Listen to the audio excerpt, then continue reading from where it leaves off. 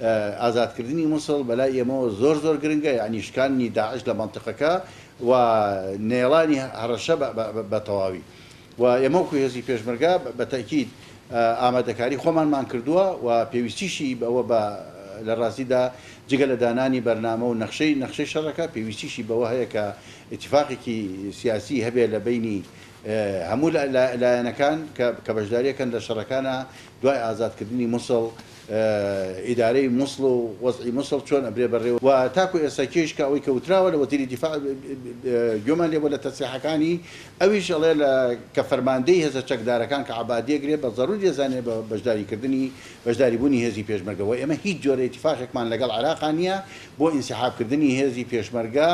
ویان نەچوونەوە بۆ ناو مووسڵ، بەڵکو ئێمە ئیتیفاقێکمان هەیە لەگەڵ وەزارەتی پێشمەرگا لەگەڵ پەنتاگۆن کە بەو ئیتیفاقا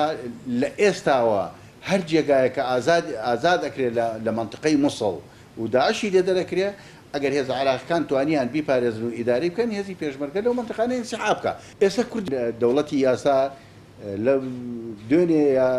چەند ڕۆژێ لەمە پێش تەسریحی داوە کە ئەڵێ پێشمەرگا ئەبێت لەو ناوچانەی کە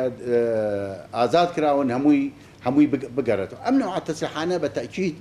ترس و دڵڕاوکی خستۆتە دەمی خەڵک کە ئەوانە من پێم وایە قسەی حەلق مەلق بن یا قسەیەک بن کە بێ بنەماوە لە خۆیانەوە ئەو قسانەیەکەن. پێشمەرگە لەو شوێنانی کە ئازادی کردو ئێستا لێتی مەگەر بەسەر مەیتەکانیانە هێز عێراقیەکان بێن ئەینا لە یەک بستی ئینسیحاب ناکا و لە شوێنەکانی خۆی جێگر بێ و ئەمێنێ.